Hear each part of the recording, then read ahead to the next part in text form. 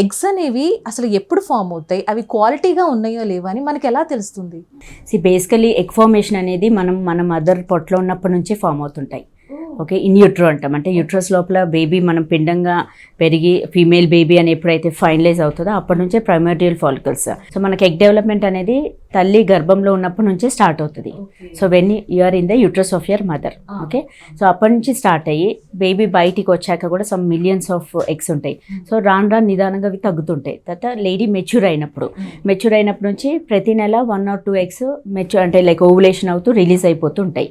So అలా నిదానంగా మనకున్న eggs number of the eggs కూడా గ్రాడ్యువల్గా తగ్గుతుంటాయి. సో బిఫోర్ బర్త్ బాగుంటాయి, ఎట్ బర్త్ కొంచెం తగ్గుతాయి, ఎట్ ప్యూబర్టీ అంటే మెచ్యూర్ అయినప్పుడు ప్రతి నెల 1 to x రిలీజ్ అవుతుంటాయి. సో దాంతో గ్రాడ్యువల్గా నెంబర్ ఆఫ్ ఎగ్స్ కూడా మన బాడీలో తగ్గుతుంటాయి. కాకపోతే కొందరికి ఏంటంటే లైక్ ప్రిడిస్పోజిషన్ అంటే జెనెటిక్ ఫ్యాక్టర్స్, కొందరికి ఏంటంటే చిన్న ఏజ్లోనే ఎగ్స్ అయిపోతుంటాయి, అంటే తగ్గిపోతుంటాయి. మనకు ఇప్పుడు ఫర్టిలిటీ ట్రీట్మెంట్ కోసం వస్తారు, వచ్చినప్పుడు మనం వాళ్ళది AMH అంటే యాంటీములేరియన్ హార్మోన్ చెక్ చేస్తాం. ఆ హార్మోన్ ద్వారా వాళ్ళకి రిజర్వ్ ఎలా ఉంది, నెంబర్ ఆఫ్ ఎగ్స్ ఎట్లా ఉన్నాయి అనేది మనం తెలుసుకోగలుగుతాం. అండ్ అఫ్ కోర్స్ స్కాన్లో చూసినా మనకు తెలిసిపోతుంది ఎగ్స్ ఎట్లా ఉన్నాయి, అంటే యాడిక్వేట్ నెంబర్లో ఉన్నాయి, ఏమైనా తక్కువగా ఉన్నాయి అని డౌట్ ఉన్న వాళ్ళకి మనం AMH హార్మోన్ చెక్ చేస్తాం.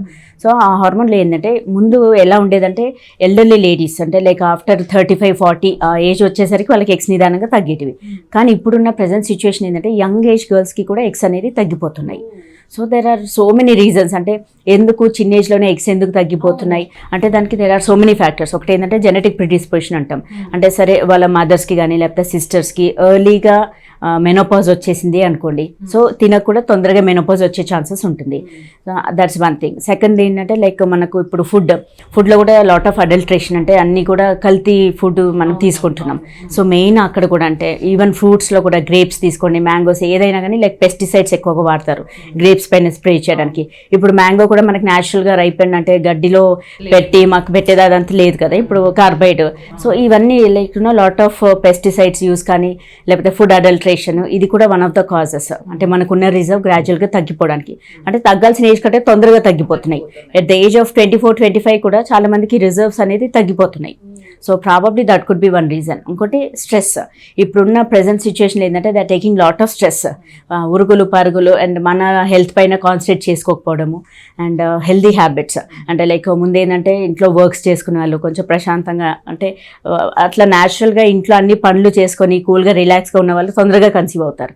అదే ఇప్పుడు ఆక్యుపేషన్ అంటే వర్కింగ్ లేడీస్కి ఏంటి స్ట్రెస్ ఉంటుంది, పొద్దున్న ఇంట్లో వర్క్స్ అన్నీ చేసుకోవాలి, మళ్ళీ ఆఫీస్కి తొందరగా వెళ్ళాలి, అక్కడ పంచ్ కొట్టాలి, లేట్ అయింది అనుకోండి అబ్సెంట్ పడుతుంది. సో అది lot of stress they will be having. So stress related కూడా మనకు ఎగ్ రిజర్వ్ అనేది తగ్గిపోతుంది.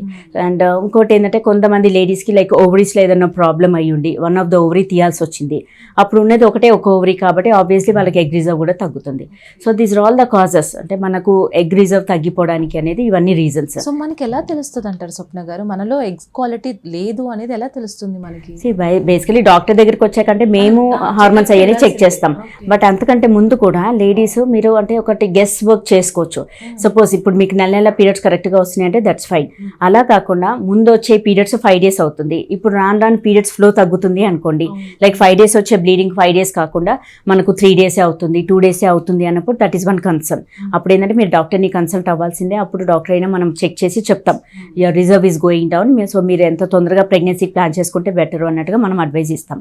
సెకండ్ థింగ్ ఏంటంటే కొందరికి పీరియడ్స్ త్వరగా వచ్చేస్తూ ఉంటాయి. Like previously suppose 30 days cycle ఉంది, రాను వాళ్ళకి ఏంటంటే సైకిల్స్ అనేది షార్ట్ అయిపోతుంటాయి. అంటే 28 days సైకిల్, కొందరికి 24 days సైకిల్, కొందరికి 20 daysకి మళ్ళీ పీరియడ్స్ వచ్చేస్తూ ఉంటాయి.